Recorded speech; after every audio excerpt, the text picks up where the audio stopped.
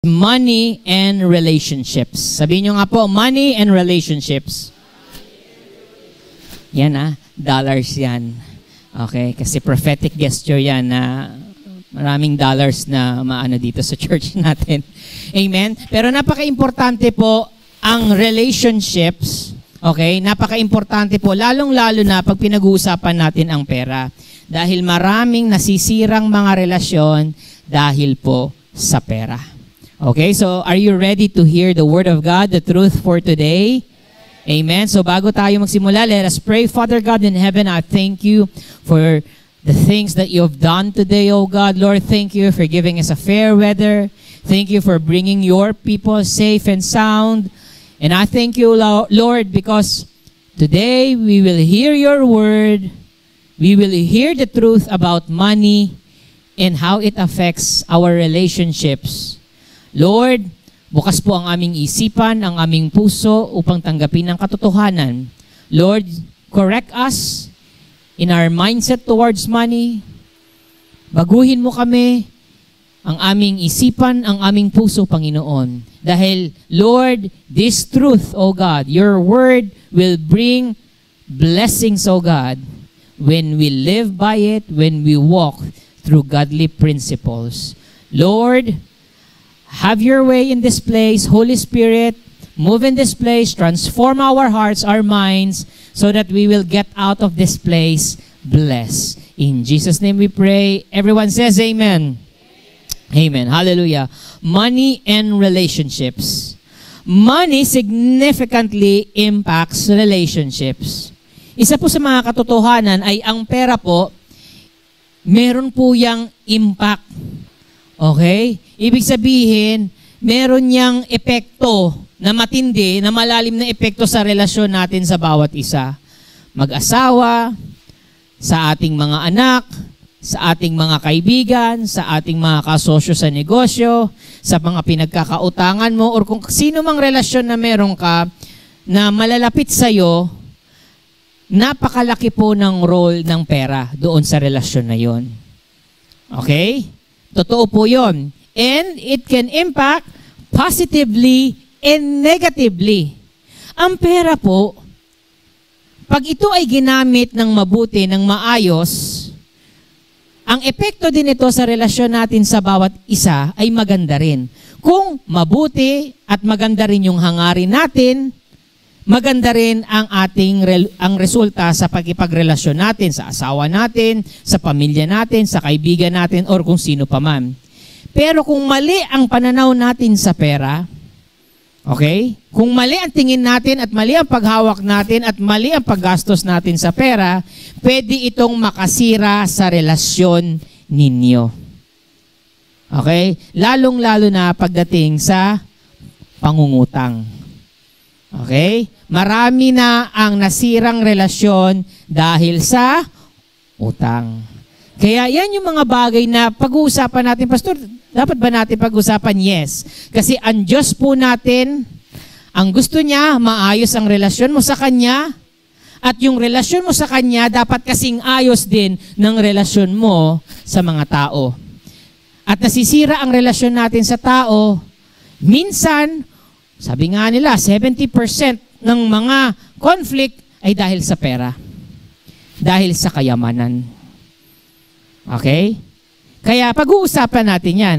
Pero yung pagkakaiba natin sa values natin patungkol sa pera, kung paano natin pinahalagahan, financial stress, kapag na-stress ka, iba-iba ang tao kapag na-stress sa pera. Lalo na kapag walang pera. At lalong-lalo na kapag tayo ay naghahangad ng mga kayamanan. Dalawa lang yan. It can make or break relationships. Ano man yung pananaw mo, pagpapahalaga mo sa pera, pagkuha mo ng pera, kung paano ka magkapera, lahat yan, iba-iba ang pananaw ng tao. Kahit sa pamilya, iba-iba. Meron kang kapatid na madamot, meron kang kapatid na mapagbigay, meron kang kapatid na talagang wala pakialam sa pera. Iba-iba.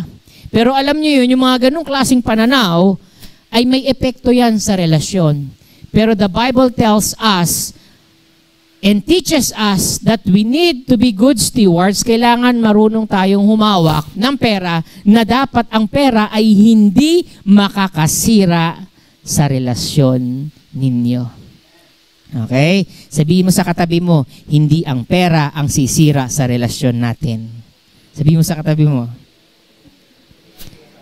Sabihin mo. Hindi pera ang sisira. Ayan.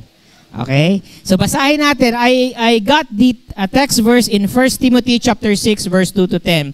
So ito po ay nasa Tagalog para mas intense. Okay? So sabayan niyo po ako sa aking pagbasa nito. 1 Timothy 6 chapter 6 verse 2 to 10. Si Pablo, sinasabihan niya si Timothy. Si Timothy, yung kanyang disciple na young people na nagpapastor, sinasabihan niya, okay? Si Pablo, si Apostle Paul. Sabi niya kay Timothy, ituro mo ang mga bagay na ito at hikayatin silang sundin ito. Kung may nagtuturo man ng salungat dito at hindi naayon sa tamang turo ng ating Panginoong Hesukristo at mga turo tungkol sa pagsunod sa Diyos, ang taong ito'y mayabang. Pero wala namang nalalaman. Parang, pwede bang gawa natin ang kanta? Taong mayabang, pero wala namang nalalaman. Diba? Gusto lang niyang makipagtalo na nauuwi lang naman. Saan? Sa inggitan, alitan, paninira, pambibintang, at walang tigil na awayan. Ito ang ugali ng taong baluktot ang pag-iisip at hindi na nakakaalam ng katotohanan. Inaakala nilang ang kabanalan ay paraan ng pagpapayaman. Kung sa bagay, daig pa ng taong namumuhay ng banal at kontento na sa kalagayan ang mayaman.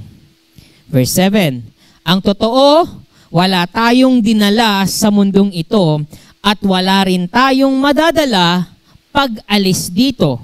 Kaya kung mayroon na tayong pagkain at pananamit, dapat na tayong kontento. Ang mga taong naghahangad yumaman ay nahuhulog saan? Sa tukso. Sa isang bitag ng mapanira at walang kabuluhang mga hangarin na nagdadala sa kanila sa kapahamakan. Sapagkat ang pag-ibig sa salapi ang siyang ugat ng lahat ng kasamaan, ang sobrang paghahangad ng salapi ang nagtulak sa iba na tumalikod sa pananampalataya at nagdulot ng maraming paghihinagpis sa buhay nila. Okay? Alam niyo po, kapag may maling katuruan, katulad ng binasa natin kanina dito, kapag may maling katuruan at hindi ito patungkol sa ating Panginoong Hesukristo kung paano nagturo, ay ipipilit niya yung kanyang prinsipyo. Ipipilit niya yung kanyang karunungan. Kaya ang nangyayari, merong inggitan, merong awayan, merong pagbibintang. Bakit? Meron kasi siyang sariling karunungan patungkol sa pera. Okay? Kaya kailangan, alam natin ano ba yung tinuturo ng ating Panginoon. Nung panahon na kasama niya yung mga apostol at nagtuturo siya sa mga tao, sabi ng ating Panginoong Hesukristo sa Mateo 6 verse 33, hanapin mo, seek ye first. Unahin mong hanapin ang kaharian ng Diyos at ang kanyang katwiran. Seek ye first the kingdom of God and His righteousness, and all these things shall be added unto you. Kaya lang ang inuuna ng tao, inuuna mo ng magkapera bago ang Diyos. Kailangan muna ako magkapera, kailangan marami akong pera, kailangan feeling blessed ako bago ako pumasok dito sa church, bago ako pumunta sa church.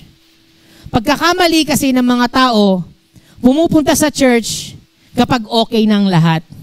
Saka na ako magsisimba kapag okay na ako.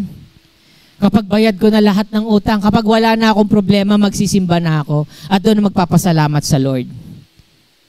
Ang church po ay hindi po ito daluhan ng mga perpektong tao. Ang simbahan po, ang church, ito po ay isang lugar kung saan nagsasama-sama at nananampalataya ang iba't ibang klase ng tao. At karamihan sa kanila, mga problemado at mga imperfect na tao. Okay? Kasi kung lahat pala gusto natin ay mga perfect, edi perfect na kayo. Hindi nyo na kailangan ng church. Diretso na sa heaven. Kaya nga, kailangan mo ng church. Sino dito may mga problema? Wala kayong problema? Kasi alam mo, may isang lugar lang na walang problema, yung nasa sementeryo. Yung mga nakalibing doon, di na sila na mga problema. Sino dito may mga problema? Lahat tayo may problema, di ba? Di ba? Kahit anong problema. Ibig sabihin, kailangan mo si Jesus. Kailangan mo ang Diyos. Kaya ka pumupunta dito. Kasi Lord, kailangan kita. Marami akong mga bagay na dala-dala sa buhay ko. Pero gusto ko, Lord, kasama kita. Magsisimba pa rin ako, pupunta pa rin ako dito. Hindi ko aantayin na yumaman ako para lang pumunta dito. Hindi ganun ang attitude, kapatid. Kailangan, sabi nga ng ating Panginoong Yesus, hanapin mo muna, unahin mo muna ang kaharian ng Diyos. Unahin mo muna yung kanyang presensya. Unahin mo muna ang kanyang katwiran. Yung kanyang prinsipyo. Yung mga nakasulat sa Bible. At lahat ng mga pangangailangan mo, damit, pagkain, at ano pa man na pangangailangan mo, idadagdag ng Diyos sa buhay mo. Yun lang ang sekreto. Kaya nga patuloy na itinuturo sa atin, even yung mga apostol dito, na Timothy, ituro mo sa kanila ito, hikayatin mo ganito, huwag mong hayaan na magturo ng ibang katuruan. Kasi kapag hinayaan mo, kapag mali ang turo, mali ang pag-iisip, mali ang resulta. At ano nagiging resulta sa bawat isa? Nag-aaway, nagbibintang, nagkakaroon ng inggitan, ganun ang nangyayari. Bakit siya binibless? Bakit ganun? Ako, tagal ko na sa church. Bakit ito pa rin? Mahirap pa rin ako. Di ba? Kailangan kasi may pagtuturo. Kailangan inaalam mo yung kalooban ng ating Panginoon. Okay? So ngayon, meron akong mga istorya dito sa Bible na dapat nating matutunan patungkol sa pera at paano ito naapektuhan yung relasyon natin sa bawat isa. Unang storya ay ang storya ni Abraham at ni Lot. Sila ay si Abraham ay kanyang uncle at ang kanyang pamangkin na si Lot. Genesis chapter 13 verse 5 to 12. Samahan niyo po akong basahin ang storya nito.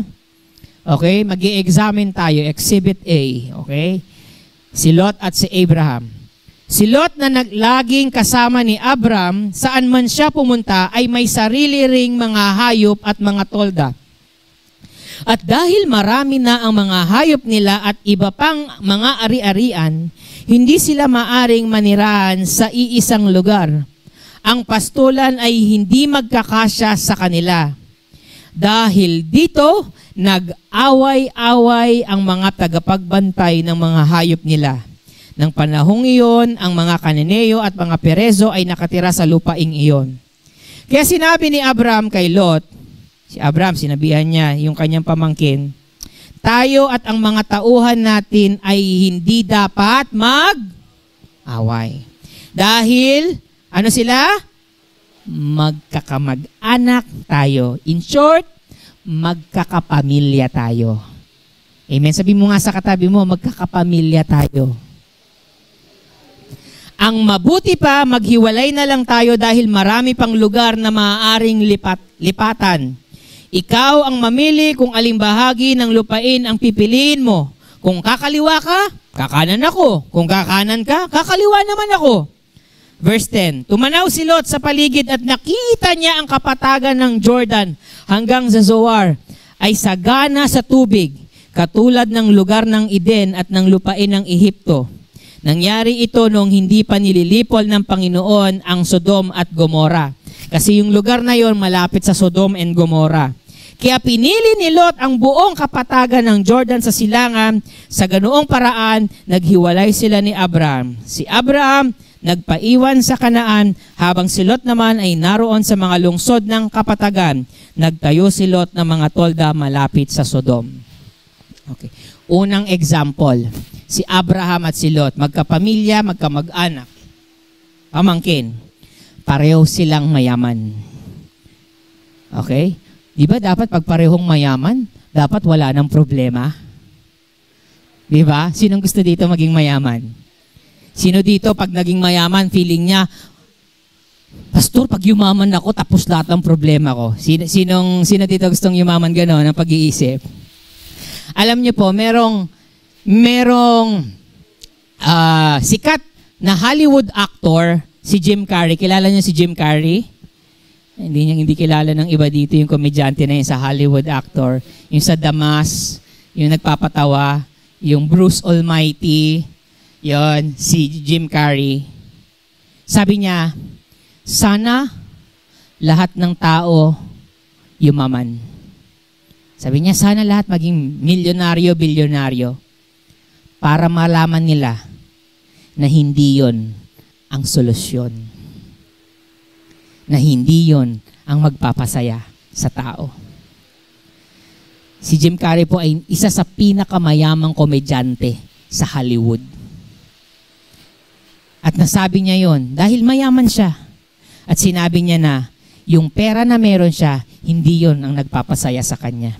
Hindi yon ang nagbibigay ng kabuluhan sa kanya. Hindi yon ang nagbibigay ng solusyon sa kanyang tunay na pagkatao. Maaring nababayaran lahat ng bills ng mga problema, pero hindi totally yun ang nagiging solusyon. Kasi aanhin mo ang dami ng pera kung wala namang nagkakakrush sa'yo. Aanhin mo naman yung dami ng pera kung wala namang, di ba, walang nagmamahal sa'yo. Tama ba? Bigyan kita ng 10 piso, crushback mo lang ako. Grabe no, 10 piso. Para i-crush ba? Di ba? Maraming ganun. Tama po ba? Kaya nga sabi ni Jim Carrey, napasabi siya ng ganun. Sana maranasan ng tao, pero para malaman nila na hindi yon ang solusyon sa buhay. Okay? Katulad ni Lot at saka ni Abram, pareho ng mayaman. Dami na nilang tupan, dami na nilang ari-arian. Dapat nga, matuwa sila. Pero anong nangyayari? Nag-aaway-away yung mga tauhan nila. At sabi ni Abraham, si Abraham na tinawag ng Diyos, na may puso para sa Diyos, nakita niya na hindi maganda. Hindi magandang nag-aaway-away ang mga tauhan natin. At kilala niya yung kanyang pamangkin. Kaya sabi ni Abraham, ganito na lang gawin natin. Total, hindi natin masolusyonan, nag-aaway, kahit anong gawin, nag-aaway-away yung mga tauhan natin. Hindi maganda yon. Nakaka-stress yun. Mayaman ka pero nag-aaway, ang daming problema, ang daming gulo. Namumroblema sila. Sabi ni Abraham, Lot, pumili ka kung saan mong gustong pumunta. At alam mo, pinili ni Lot? Pinili ni Lot yung pinakamaganda, yung alam niyang makikinabang siya. Dito ako kasi maraming tubig. Dito ako kasi maganda, patag. Diba? Kapag ikaw pinapili, minsan ang pinapipili natin kung saan yung maganda. Kung saan yung mas mayaman na lugar, doon ka pupunta. Ganun ang tao. Kaya ganun si Lot, pinili niya yon. At malapit yun sa Sodom and Gomorrah. Sodom ay Gomorrah, after ng mga kwento na ito, pinaulanan ng apoy ng Diyos. At kasama na namatay doon si Lot. Kaya ano po nangyari? Anong lesson ang maano natin po kay Abram at kay Lot? Ano ang pwede nating makita dito? Ano ang pwede nating pahalagahan sa buhay natin? Una, yung pagiging bukas palad or mapagbigay ni Abraham. Pareho na silang mayaman. Pero pinakita dito kung paano nagbigay si Abraham. Due to ongoing conflict, merong kaguluhan, meron silang problema nila Lot, Abraham selflessly offered Lot the first choice of land. Hinayaan niya. Pwede naman sabihin ni Abraham, Lot, akin na to. Mas mabuti pa Lot, akin na to. Hanap ka na lang ng iba. Di ba? Pero iba si Abraham. Sabi niya sa pamangkin niya, ikaw ang mamili. Anong ibig sabihin nun? Pinapakita or dinedemonstrate ni Abraham his willingness to prioritize their relationship over material wealth. Ayaw ni Abraham na masira yung relasyon nila dahil lang sa mga kayamanan. Na mag-aaway-away lang sa kayamanan. Hindi nyo ba napapansin sa kultura natin, or even siguro sa ibang mundo, ano ang karaniwang pinag-aawayan ng mga magkakamag-anak or magkakapatid? Lupa. Ari-arian. Madalas yan ang pinag-aawayan ng mga magkakapatid, lalo na kung wala namang binigay na will, last will, yung nanay or yung tatay na may pag-aari ng lupa. Kaya marami lupa, maliit na lupa, tapos siyam na magkakapatid maghahati. Kaya mayroong second floor, mayroong third floor, kasi sa akin to, nagsisiksikan lahat. At bago nangyari yun, nag-aaway-away muna sila. Nagbibintangan, nagsisisihan, nagbibilangan. Oh, ako yung inalagaan ko si nanay ng ito. Ako yung nag-alaga kay tatay. Nasaan kayo? Kailangan. Mas marami sa kanya. Tama po ba? Nangyayari yan sa mga magkakapatid. Kahit sa mga kabataan. Pag may dalang pasalubong ang mga magulang, siya nag-aaway, nag-uunahan, akin to, favorite ko to, akin to. Akin na yung french fries, ang favorite ko yung burger eh. Nag-aagawan ang magkakapatid. Tama po ba? Nangyayari po ba ito sa pamilya? Unless mag-isa ka lang sa magkakapatid, uniko iha, o uniko iho. Di ba? Pero nangyayari yan. Kaya nagkakaroon ng inggitan, nagkakaroon ng awayan, nagkakaroon ng bintangan, nagbibilangan. Pero anong itinuturo ng Diyos sa atin? Kagaya ni Abraham, marunong magparaya. Kaya mo ba yun, kapatid? Sige ate, sa'yo na yung french fries. Di ba? Sige kuya, sa'yo na lahat yung pinakamalaking lupa. Di ba? Galit pa no? Hindi ganoon, kailangan. Kaya mo ginagawa, kaya mo nagpaparaya, kasi ayaw mong mag-away kayo ng pamilya mo. Ayaw mong mag-away kayong magkakapatid.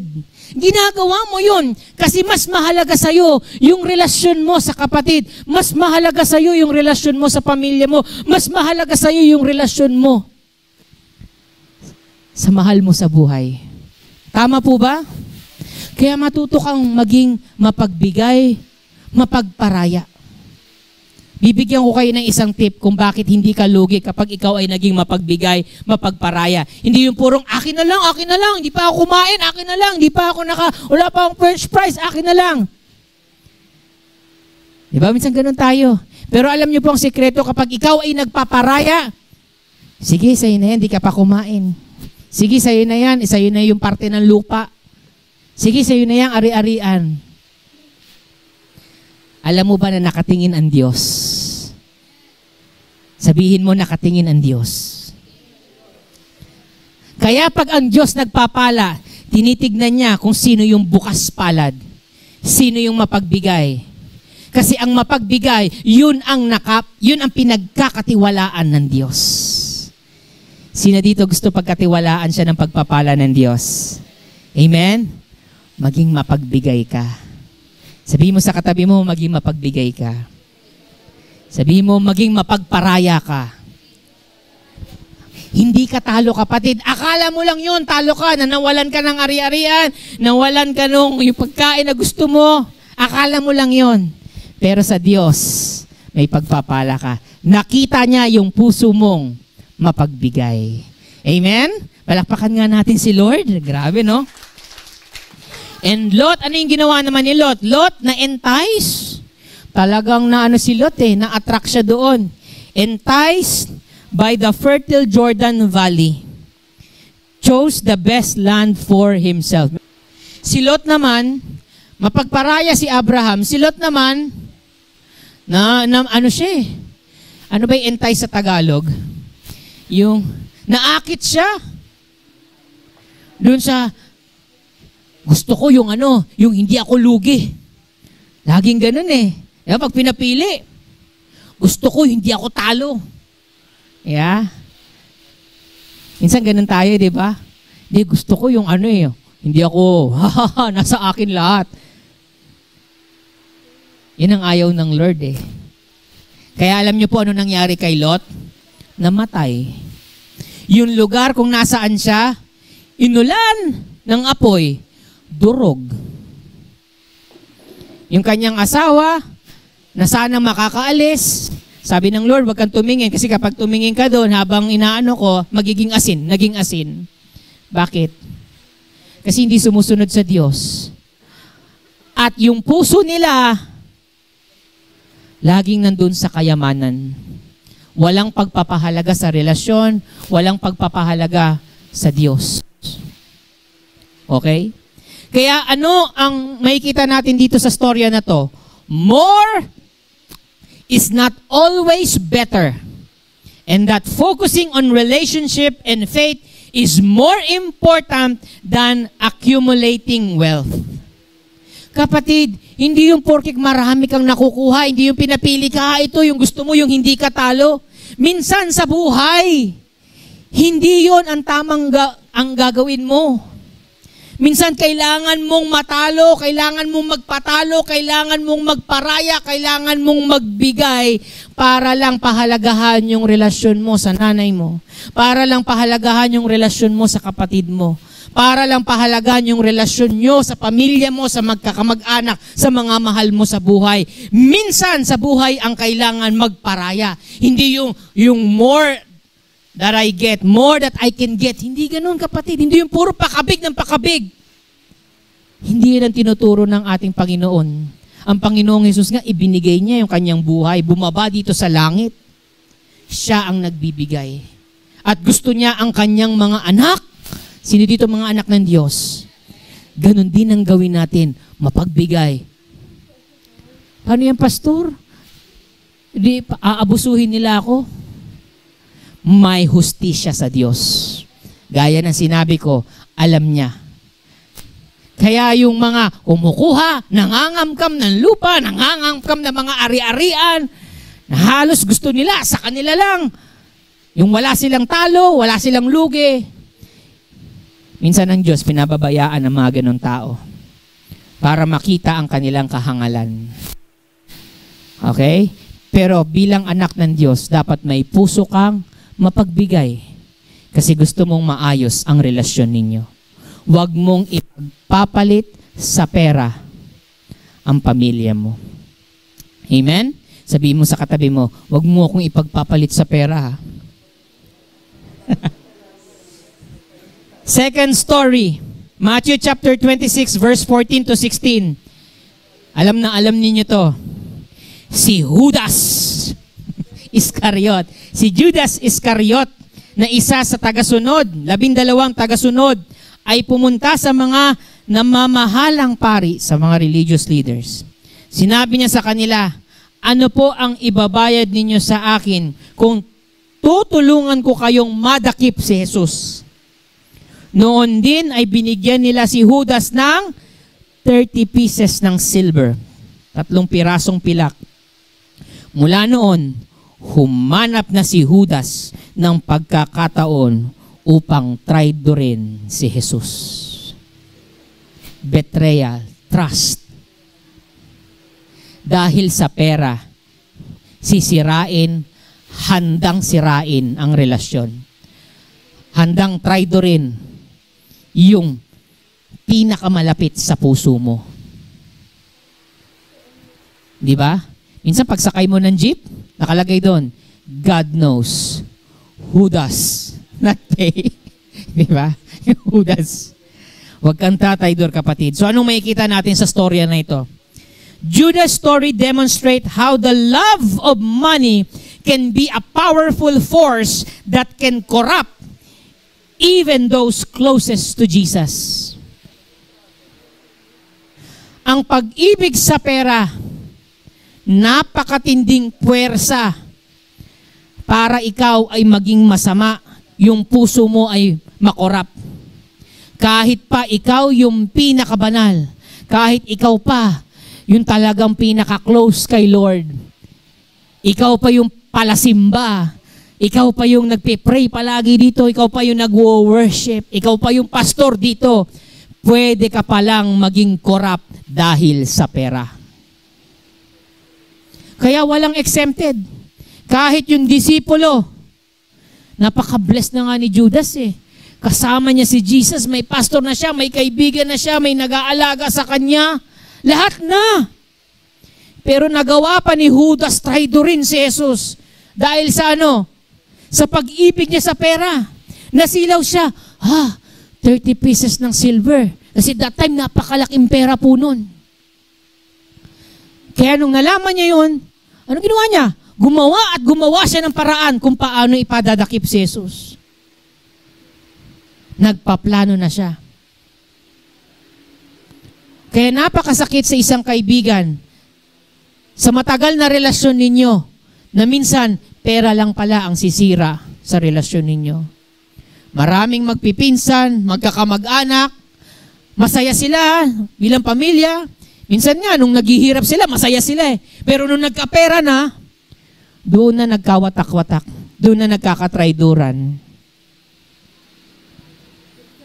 Minsan sa negosyo, doon na nagkakatraiduran, ninanakawan na pala, pinagbibili na pala, binibenta na hindi alam ng kasosyo niya sa negosyo.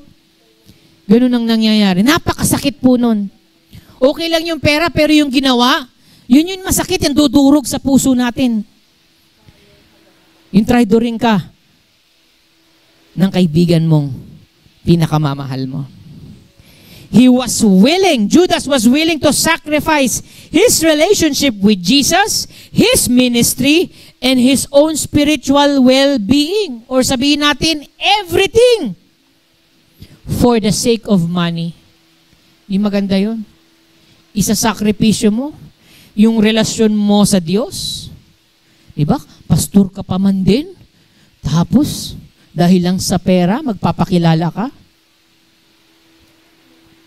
Di ba leader ka ng church? Ikaw yung ano? Di ba napakaano mo? Parang relihiyoso mo? Dahil lang sa pera, magkakaganyan ka? Kapatid, ingatan mo yung relasyon mo sa Diyos. Hindi pera dapat ang sisira sa relasyon mo sa Diyos. At kung ikaw ay naglilingkod sa ministry, hindi pera ang magpapatigil sa'yo para maglingkod ka sa Diyos. Amen? Minsan kasi, bless lang ni Lord. Lord, bigyan mo ako ng bahay. Binigyan ng magandang bahay. Bigyan mo ako ng sasakyan. Nung binigyan ng bahay, hindi na nagsisimba. Bakit? Pastor, kasi baka nakawan yung bahay namin eh. Nung binigyan ng sasakyan, laging late. Nung walang sasakyan, laging maaga. Pero nung nagkaroon ng sasakyan, na late na. Ano nangyari? Parang yung blessing, yun lagi ang umahad lang. Wag mong ahayaan. Yung mga blessing na ibinibigay sa'yo, yun ang sisira sa relasyon mo sa Diyos. Wag mong ahayaan na ang blessing mo ang sisira at pipigil sa'yo sa paglingkod mo sa Diyos. Amen po ba? Kailangan yung pag-ibig natin sa Diyos nandoon pa rin kung ang Lord nga, ang pag-ibig niya, araw-araw nararanasan mo. Dapat suklian natin ang pag-ibig niya. Lord, binigyan mo ako ng magandang bahay. Mas lalo pa ako maglilingkod sa iyo. Lord, binigyan mo ako ng sasakyan. Mas lalo ko pang aagahan, Lord, magpunta dito. Tama po ba? May mga blessings na binibigay sa iyo ni Lord. At kapag mali yung response natin doon sa mga pagpapala, nagiging ungrateful tayo. Kaya kailangan tama yung response natin sa mga blessings ni Lord. Amen po ba? Prioritize spiritual values and relationships over material possessions. Ulitin nga natin, sabay-sabay. 1, 2, 3. Prioritize spiritual values and relationships over material possessions. Kung alam mo spiritual na bagay, huwag mong ipagpalit sa pera. Yung mga bagay na ginagawa mo, paglilingkod mo sa Diyos, huwag mong hayaan ang pera ang pipigil sa'yo para hindi mo magawa yon. Mas lalo pa tayong magsumikap, gumawa ng mabuti, mas lalo pa tayong maglingkod sa Lord, kahit nasa eskwelahan ka, kahit nasa trabaho ka, kahit nasa negosyo ka, gawin mo lagi yung excelente na paglilingkod dahil laging nagre-reward, nagagantimpala ang ating Diyos. At huwag mong hahayaan masira ang relasyon mo sa Diyos dahil lang sa mga pagpapala na yun. Amen? Ang pagpapala na yan, dapat yan ang nagbibigay sa iyo ng motibasyon para mas lalo ka pang maglingkod sa Diyos. Amen? Sino dito pinagpala ng Lord? Amen? Pinagpala, maglilingkod tayo ng mas higit pa. Amen? And another one, last one na isang storya. Patungkol naman to sa pagpapautang. Okay? Dito nasisira ang maraming tao. At lagi ko po itong isinasabi sa church na ito kung paano tayo magpapautang. Pero basahin ko muna. Luke chapter 6 verse 34 to 35. At kung ang pinahihiram lang ninyo ay ang mga taong inaasahan ninyong makakabayad sa inyo, anong gantimpala ang matatanggap ninyo mula sa Diyos? Kahit ang masasamang tao ay nagpapahiram din sa kapwa nila masama, sa pag-asang babayaran sila.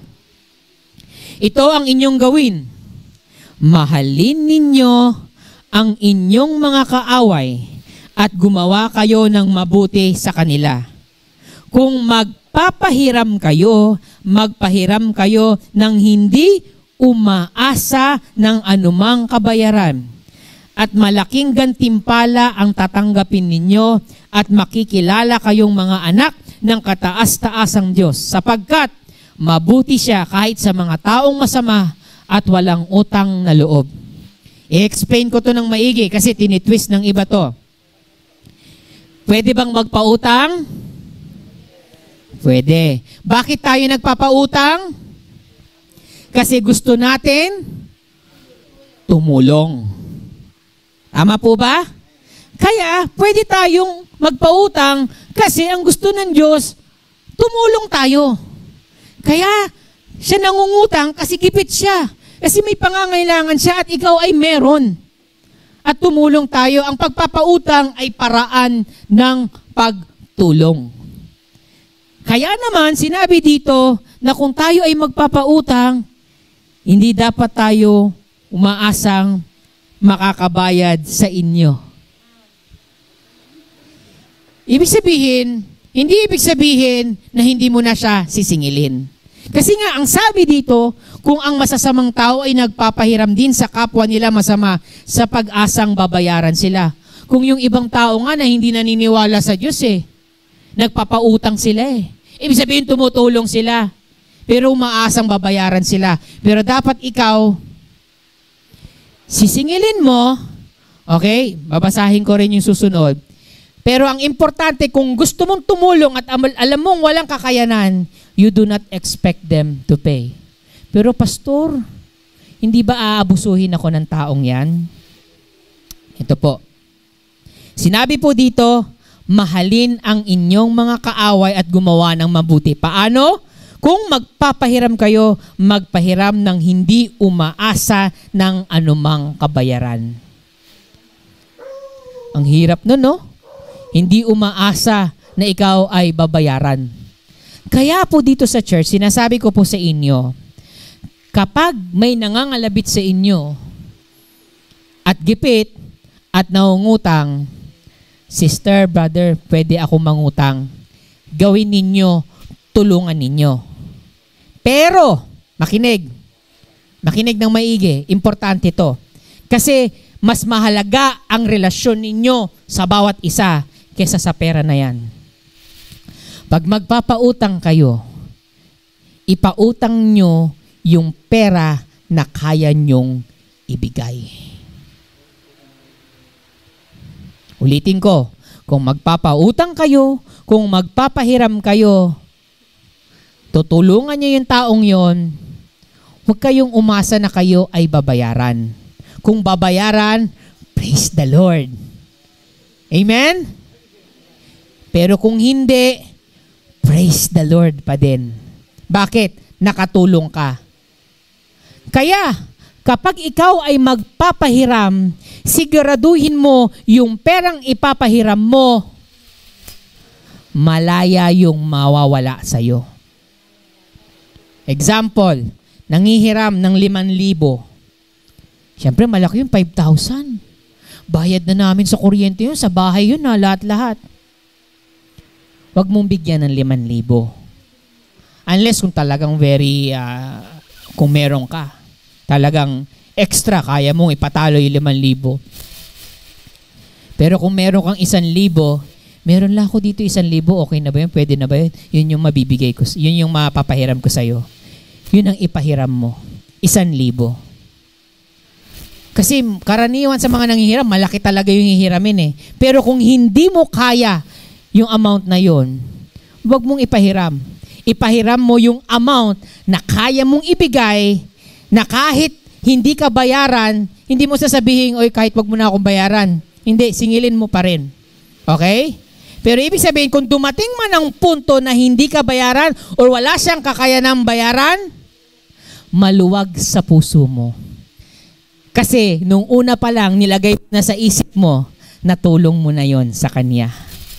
Amen? Bakit? Mahalaga yung relasyon mo sa Kanya.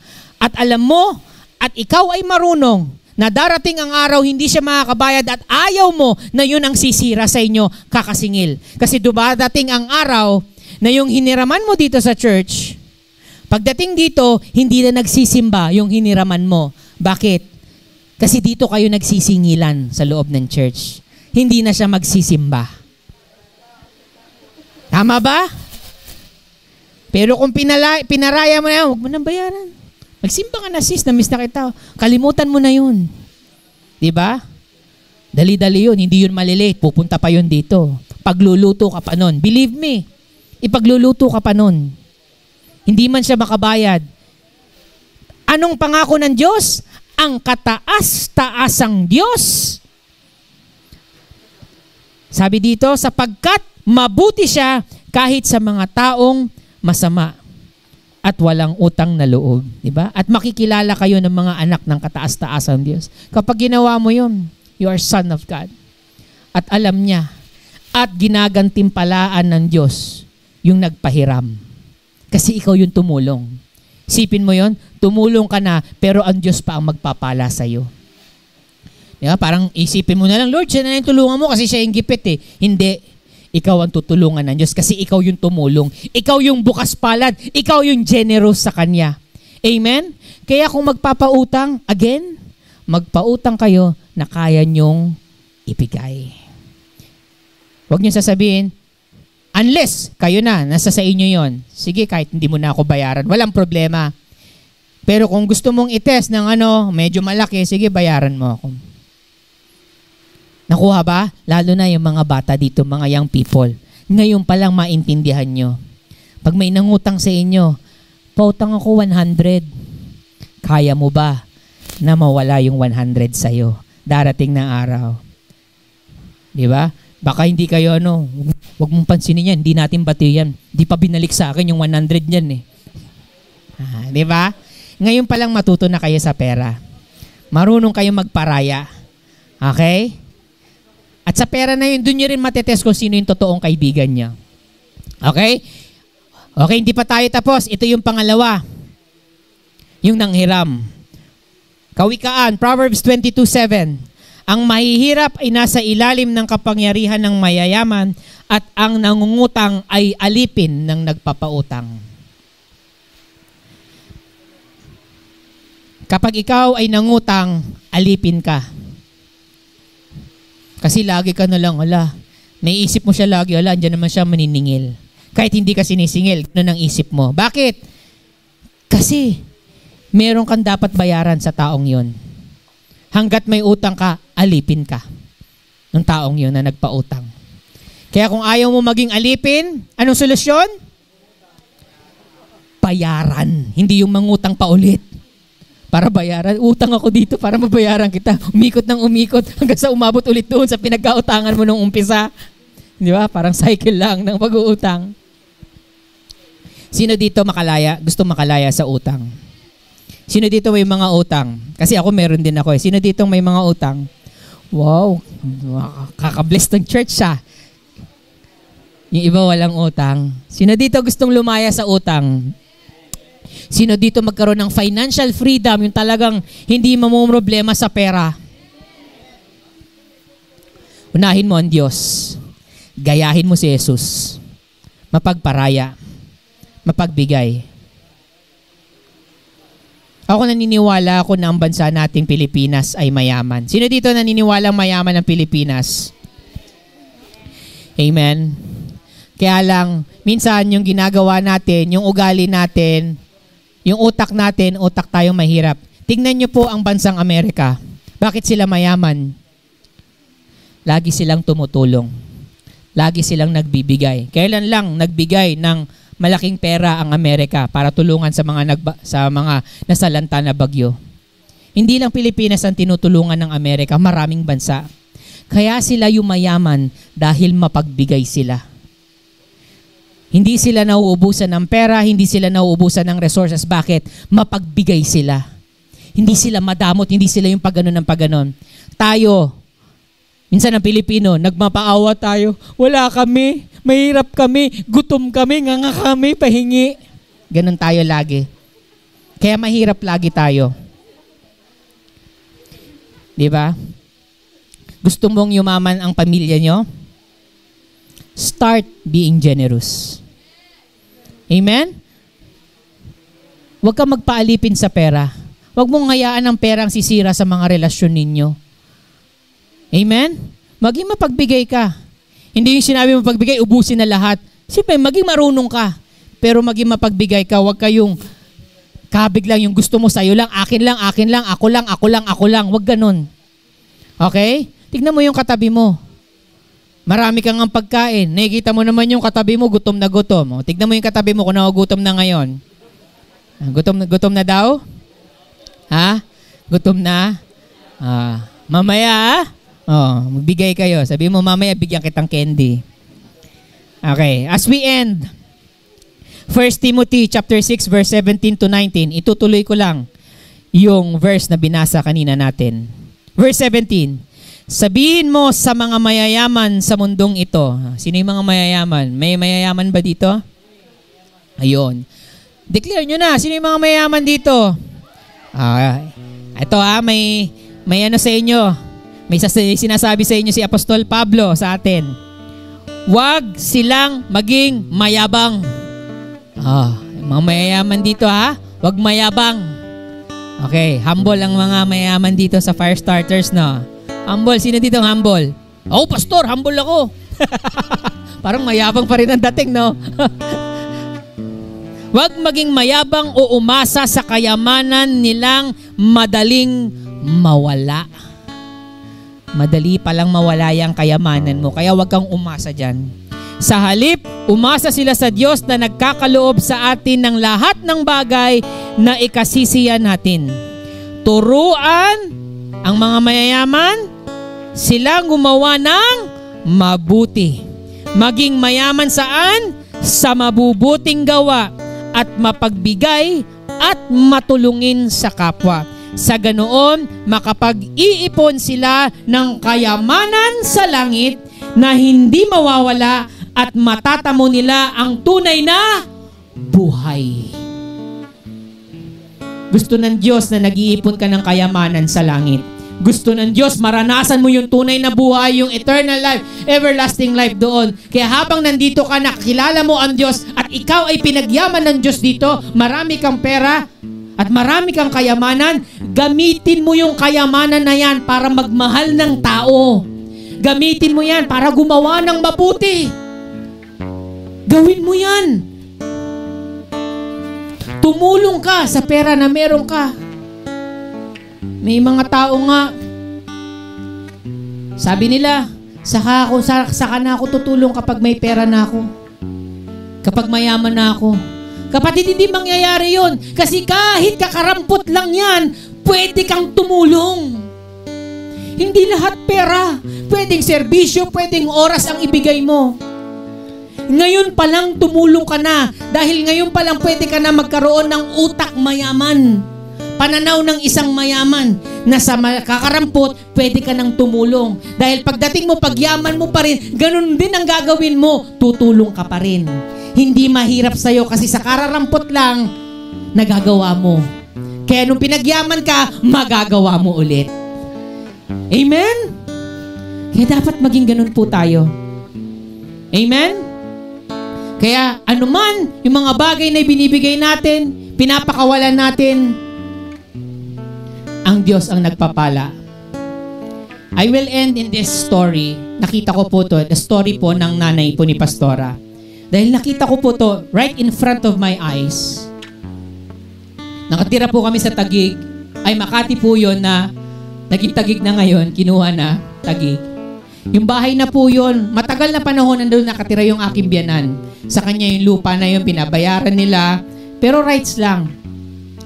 Kapitbahay niya yung kapatid ng asawa niya. Namatay po yung kanyang asawa, dumating sa punto.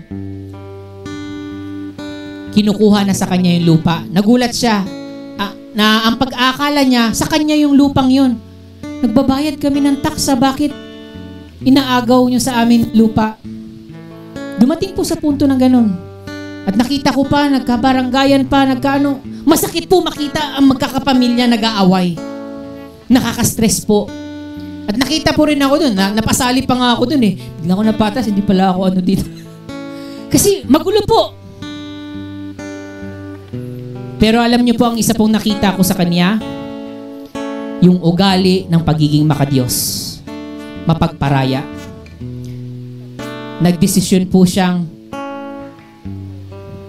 ipatalo, iparaya, hayaan na nila kunin yung lupa. Nandoon kami, pati yung mga anak. Siyempre, di madami kaming aalis. Dumating pa sa punto na nagkasakit po yung nagkakamkam nangunguha ng lupa. At alam niyo po yung ugali ng aking in-law, ng biyanan mo po yun, tinulungan niya pa. Pinagluto niya pa, pinakain niya pa, pinagpray niya pa ng healing. Magagawa mo ba yun sa taong kaaway na gusto mong kunin yung ari-arian mo? Gustong kunin yung tirahan mo? Pero doon ko po nakita sa kanya yung ganong klaseng ugali ng pagiging makadiyos. Kahit ikaw ay inaapi, kaya mo palang maging mabuti sa kapwa. Hindi dahil magaling ka, dahil banal ka, hindi. Dahil ang ating Panginoong Yesus ang naunang gumawa ng mabuti. Kahit wala naman tayong ginawang mabuting bagay sa Kanya, ganun pa rin, nagmamahal pa rin ng Diyos. Kaya magagawa din natin yun, kapatid. Kaya alam niyo po, umalis kami, naganap kami, tinulungan kami ng mga kaibigan niya po sa church. Hanap, nagrenta ng ano. At lumipas po ang maraming taon. Nakita ng Diyos ang kanyang puso. Ang dating may tirahan na kinuha ng iba, ibinalik ng Diyos ng sobra-sobra pa. Dahil doon sa Amerika, meron po siyang sariling lupa na napakalaki po. Nasa kanya po, na matatawag niyang sarili niya. Ganun kabuti ang Diyos. Hindi naman niya nakita yung mga ganung bagay mangyayari, pero nakikita ng Diyos. Yung bawat pagpaparaya mo, yung bawat pagpapatalo mo sa pera, yung bawat pagbibigay mo, Lord, last money ko na to, Lord, last na. Lord, ibibigay ko na to, tutulungan ko yung yung church, Lord, tutulungan ko yung kaibigan ko, Lord, tutulungan ko yung leader ko, Lord, tutulungan ko yung pastor ko. Ito na yung Nakikita ng Diyos yan. Hindi ka matatalo, kapatid. Amen? God sees and He rewards your generosity. Amen? And as I end, use money and love people. Don't love money and use people. Wag mong mahalin ng pera, wag mong habul-habulin ng pera to the point na tatapakan mo, gagamitin mo yung tao para lang magkapera ka. Gamitin mo ang pera para magmahal ng iba. Amen? Kayamanan lang yan. It's a tool. Pero hindi yan ang dapat na inuuna mo. Amen? Use money and love people. Don't love money and use people. Amen? Shall we all stand? As we end in this Money Matters, I hope na may natutunan tayo patungkol sa pera. Amen? I hope may natutunan tayo. Gusto ng Diyos pagyamanin ka. Gusto ng Diyos habang bata. Alam mo, natutuwa ako sa generation ngayon. Maraming mga batang milyonaryo ngayon. Mga 18 years old, 17 years old. Di ba? Lalo na mga young people ngayon. Di ba? Ilang taon ba kayo dito ngayon? May mga 16 dito, 15, 14. Di ba? 15, 16, 17. Alam mo ilang taon? Marami sa inyo dito magiging milyonaryo. Itama nyo lang yung pag-iisip nyo. Huwag kayong ganun sa pera. Pwede nyo umpisahan. Amen? Kaya ko yung gamitin ng Lord. Magagawa nyo. Huwag kayong maniwala na, hindi ko kaya, ano lang ako, bata lang ako, hingi lang ako. Baguhin mo yung pag-iisip mo, kapatid.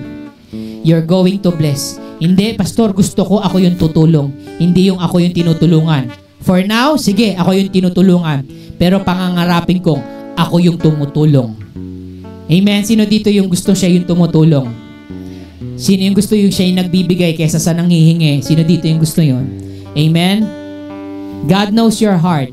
And we will declare this because the church, we will be a generous church. We will be a church na makikilala, ay, church na yan, mapagbigay yan. Amen? Hindi tayo yung madamot na church. Amen? Diba? Pag nakita nila, ay, si Brother Alvin, generous yan. Iba yan. Amen? Pag nakita ka, fire starters ka, generous kayo, di ba? Amen? Amen? Gusto nyo ba yun? Yung hindi kayo ay, damot yan. Mukhang pera yan eh. Di ba? Ayaw natin nun. Amen? We want to give. Bukas palad tayo. Amen? Hindi tayo yung pakabig ng pakabig. Amen? So can we raise up our hands right now? I know na meron tayong mga pangangailangan. At ano man yung mga pangangailangan mo, God will meet all your needs according to His riches in Christ's glory. Pangako ng Diyos. Unahin mo siya, hanapin mo yung kanyang katwiran, sundin mo, lakarin mo ang lahat ng pangangailangan mo sa trabaho mo, sa pag-aaral mo, sa tuition mo, sa negosyo mo, sa hospital bills mo, or anuman, lahat yan ibibigay ng ating Panginoong Hesus dahil inuna mo siya. Lord, I just pray for the people who raise their hands, oh God. Lord, may you find them faithful. And I pray, oh God, that these hands will be a good stewards, na sila ay mabuting tagapamahala ng iyong kayamanan na itatalaga mo sa kanilang kamay, Panginoon.